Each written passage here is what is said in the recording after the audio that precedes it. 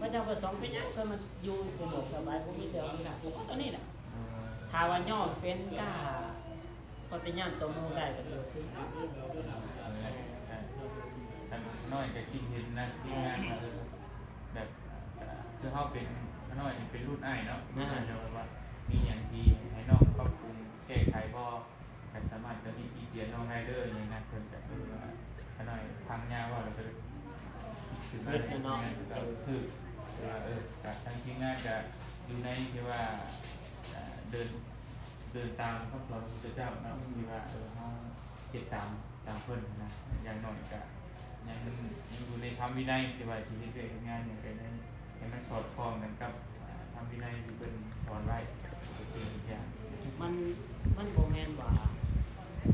การเฮ็ดแบบนี้มันบ่แม่นแต่ว่าผู้ใดเจ้าเป็นมีแต่สมัยผู้ใดเจ้าหมายเข้าว่ามันเป็นหลักคำสอนของนักปราชญ์บัณฑิตในโลกนี้มันมีทุกยุคทุกสมัยวัดนั่นแหละ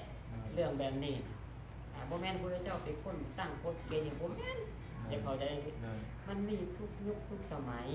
ว่าผู้ใดต้องการความเจริญก็คือเขาหาให้ผู้เจ้าตำหนิเฮาเบิ่งโทษบ่งามมีต่างๆให้เขาเจ้ามาตำหนิให้ได้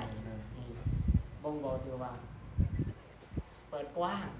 ให้คอยตักเตือนคอยเด้อเวลาผู้ไปตักเตือนผู้ลงไปบ่พอใจนาบวชนาพึ่งนะบ่พอใจเลยอันนี้เจริญยากแต่ถ้าว่าเห็นงูพิษได้เห็นพิษด้านปั๊บงูตักเตือนแล้วก็ผู้แก้ไขนี่ไปให้เจริญและทุกคนก็เฮ็ดผิดทั้งพระทั้งเนรทั้งซี่ทั้งบ่ไม่ออกเป็นคนว่าทาบใดที่เฮายังเป็นผู้ที่ต้นเดียวเป็นบ่บ่มีบ่ได้บ่เป็นนะเฮาก็ลงเริ่มสติภาพทางไปได้เลยอาศัยคือแบบกัลยาณมิตรคอยตักเตือนคอยบอกกันแนะนำแล้วก็มีสติขึ้นมาอีกแต่ถ้าว่าโอ้ยคนตักเตือนนี่เฮาก็สิเพิ่มเกือบเฮาก็ใส่สนองตนได้โดยเฉพาะบางเทื่อนี่เฮามี FC หลายมีพรรคพวกหลายที่เพิ่นรู้จักหลายนี่เฮ็ดผิดบ่ฮู้โตบ่มีไผตำหนิเด้คนที่หน้า2-3เป็นซื่อก็คือมีไผเตือนมีบอกบุคคลนี้สำเร็จฮะ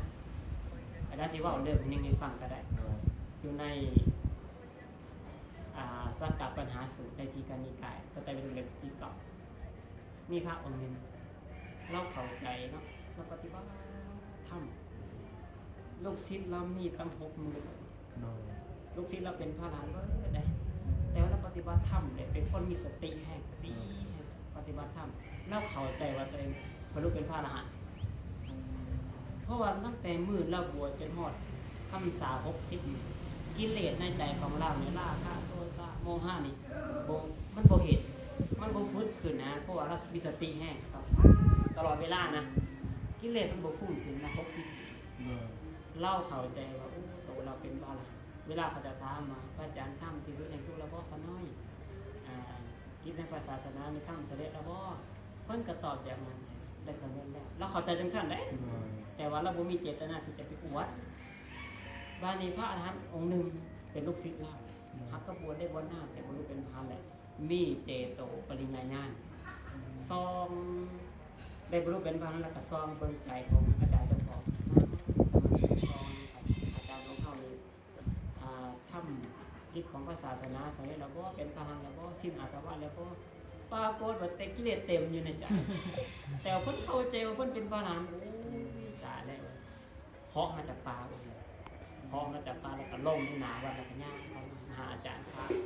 ถามสรุปทุกเรื่องว่าเป็นจังได๋อาจารย์อยู่ดีมีแห่งบอกว่าที่ถ่ายว่าถามทำที่ภาษาอะไรนะสำเร็จแล้วบอกกันน้อย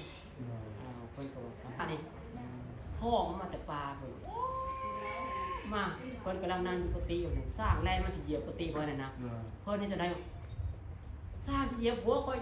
ซ้อนก็ได้พ่อบ่ดังๆเห็นพ่อเพิ่นพ่อลูกศิษย์มันเป็นสร้างแลนมากระชอนเพิ่นก็สิเหยียบเพิ่นโอ้ก็หายว้ากลายเป็นพิคุคือเก่าเพิ่นก็ฮู้ตัวทันทีว่าโอ้บ่ได้เป็นพลังพลังบ่ย่านเนาะแม่นๆเพราะมันน่าโหสะเด้ๆว่าอันนี้มันยังมีญาติอยู่มีสะดุ้งอยู่หยังมันบ่แม่นแล้วซั่นเพิ่นฮู้ทันทีแล้วว่าโอ้ กิเลสมันทับผม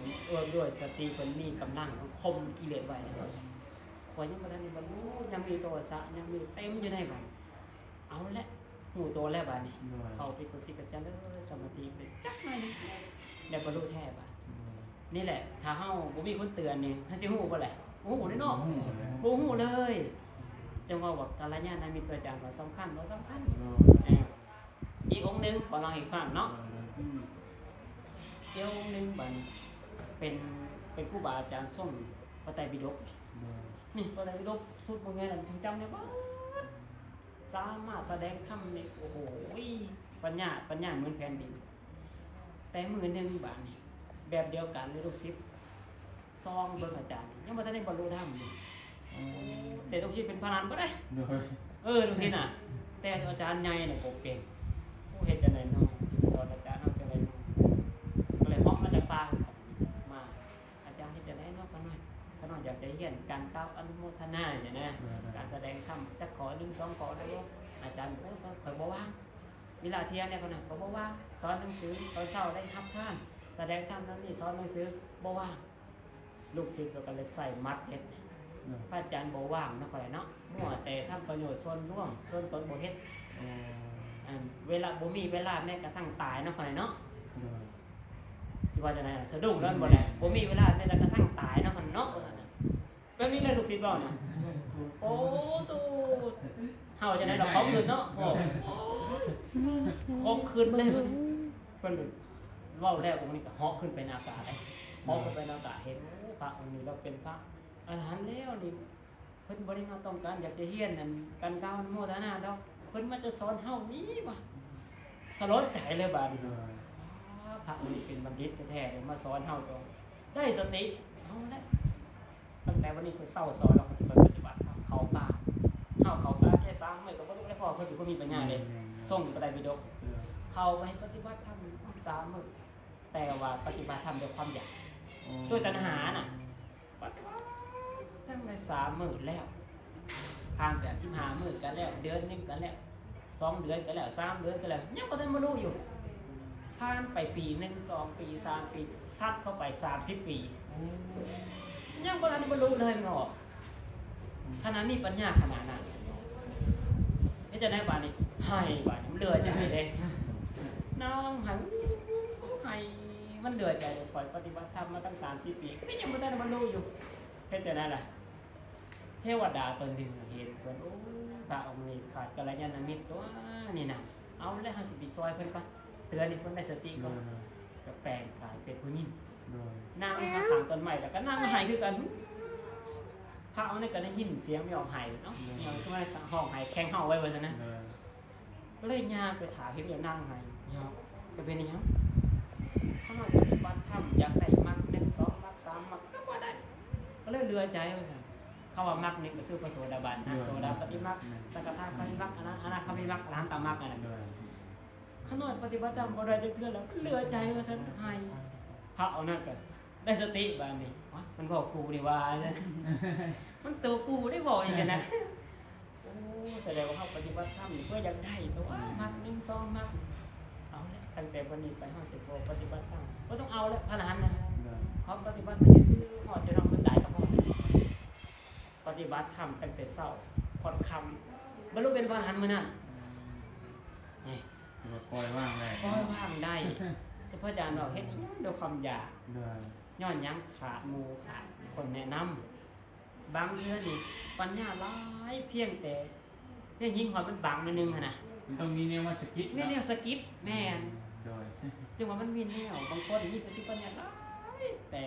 ปฏิบัติบ่ได้ก็อย่างมันมีแนวหมายก็ว่าขาดคนแนะนำพอมีเทวดาแนะนำแค่นั้นบ่ตอนนี้แหละเป็นพระแนะนำบ่มีเวลาบ่มีเวลาตายว่าซั่นน่ะบาดนี้พ่อมหดเทวดาแนะนำโอ้ปฏิบัติธรรมเพราะความอยากบรรลุธรรมบ่พ่อละโอ้บ่เอาเด้บ่เอาความอยากเด้ปฏิบัติธรรมบ่ซื่อๆนะบ่ได้ก็ยาดอกซ่านนี่ปฏิบัติไปได้บรรลุมื้อนั้นพระอาจารย์จึงบอกว่าคนเฮานี่นะถึงจะดีจิตเก่งปานใดก็ตามมีสติปัญญาก็ตามบางเทื่อน่ะมันบ่เห็นความผิดของตัวเองดอกเห็นบ่สังเกตเบิ่งดวงตะเวนด กตะเว้นนี่มันใหญ่จังไดสามารถสอซอง80,000จักรวาลนี่บ่สอซองสว่างสวัยแต่เมฆหมอกมาบางแค่นั้นแหละมันมืดตื้อๆแล้วแม่นบ่มีคำหนึ่งที่พระองคุลิมานเรากล่าวไว้หลังจากเราเป็นพระอรหันต์แล้วโยจะปุเพปมาชิตวาปัสสะโสนิวัสติโสมังโลกังปภาเสติอาภามุตโตวัจจันติมาแต่ก่อนพระองคุลิมานนี่เป็นโจรบ่ขาคนโอ้ยซ้ำขาป่าขาเพื่อจะให้มาเฮ็ดของอะไรเลยมานี่พ่อพระเจ้าเป็นโผลแล้วมาบวชเป็นพระพอเราเป็นพระอรหันต์แล้วก็เปล่งออกมาบุคคลใดเมื่อก่อนเป็นคนประมาทภายหลังบุคคลนั้นเป็นคนบ่ประมาทชื่อว่ายั่งเฮ็ดให้โลกนี้สว่างไสวัยเหมือนพระจันทร์ที่พ้นจากเมฆจากหมอกคนเฮาสติปัญญามันถือกิเลสมันบังเฮ็ดความโซได้บ่ฮู้โตถ้ามื้อใดมื้อหนึงมันปัญญามันเกิดขึ้นมามันฮู้สึกแบบอันนี้ก็คือการถามว่าบ่มีคนรักก็บ่เฮาเห็นความผิดของตัวเองเหมือนพระจันทร์ยกตัวอย่าง2เรื่องให้ฟังบ่มีคนตักเตือนถึงมีปัญญาเนาะส่งพระไตรปิฎกพุ่นน่ะเป็นหยังคือบ่สามารถตัวเองรอดขาดคนแนะนำยังบอกคนแนะนำสมาธิแน่นอน น้ำกันเต็ม เอาหูไปตื่มลายพี่น้องก็ชื่อให้เห็นว่าคนเฮานี่สิเก่งปานใดก็มันเก่งผู้เดียวบ่ได้เนาะเนาะ เฮ็ดตาม กัลยาณมิตร ต้องคอยตักเตือนกันเบิ่งเป็นหูเป็นตาซอยกัน เฮาคิดว่าเฮาเก่งผู้เดียวภายในนำบ่ได้เลยก็ บ่แม่น สิเป็นตัวตนมานะตัวตนอีโก้ขึ้นมาละแล้วมันครอบงำเฮาไปเลยประมาณนั้นนะพี่น้องอาจารย์ไปอธิบายให้ มานะของความถือโตนี่มานะกับทิฏฐินี่เป็นพ่อแม่ของกิเลสได้เป็นตกเป็นอัตตาทำให้มันกั้นทุกอย่างเนี่ยไม่สำคัญเลยตัวเองจะส่งปฏิวิโดหรือมีสติปัญญาโอ้เป็นบอกสำคัญเลยหอยคนฉลาดคนโง่เลยส่งปฏิวิโดแค่3 มื้อเขากับบรรลุแล้วก็นานสัตว์ไป30 ปีเนี่ยนะนี่แหละมาโตมานะเลย ที่ท้ายว่ามันความคิดของเฮาแบบว่าเฮาเก่งกว่าหมู่แล้วใครมาตักเตือนเฮาบ่ได้แล้วเนาะที่ท้ายว่าแบบว่าเจ้านี่ตั้มบ่ค่อยแล้วบ่ต้องมาบอกข่อยอีหยังอารมณ์ประมาณนั้นนะพี่น้องคล้ายๆแบบประมาณนั้นคือกับคนทั้งโลกเฮาก็ การรายการมันจะดีสู้ได้ทำให้กันลงแต่เกิดแน่นอนกับบ้างแล้วก็จะได้ยินคำภาษาตลาดได้ ด้วย ก็คนดีนี่มาแก้ไขคนจะให้นี่มาแก้ตัวฟังแล้วโบไปต่อฟังแบบภาษาตลาดเนาะคนจะให้มาแก้ตัวแม่ไหนคนดีนี่เวลาเฮ็ดผิดอยู่แก้ตัวหาข้อผิดเลยแล้วก็แก้ไข ใช่ป่ะครับแต่คนจะไล่เก๊กไปเรื่อยๆมีแชร์เขาว่าแบบแชร์ไปเรื่อยๆนะประมาณนั้น แก้ไปเลยมาชกมาสิ มาตอนเดียวมาเตียงกันพอจะไว้เทียน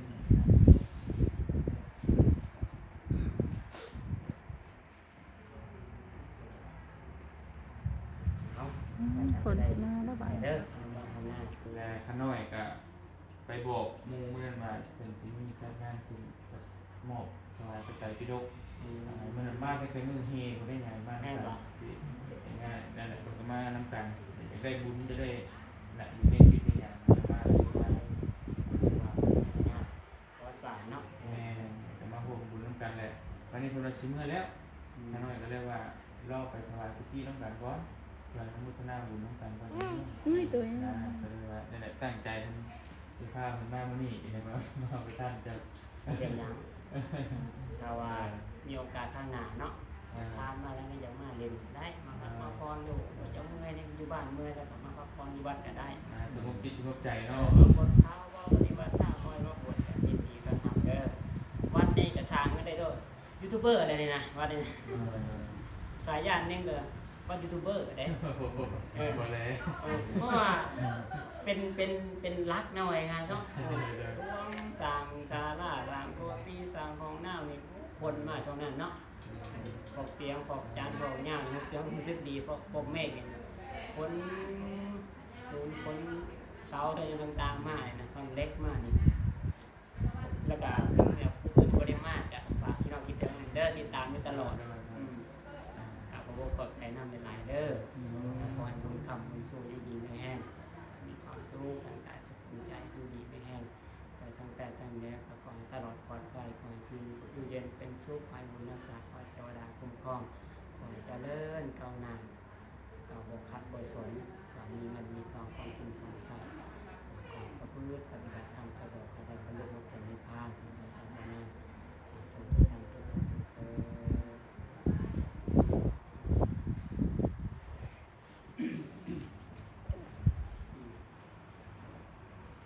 พี่น้องเนาะทางมาเตรียมกันมีน้ำอยู่ร้อยแขกมาถวายท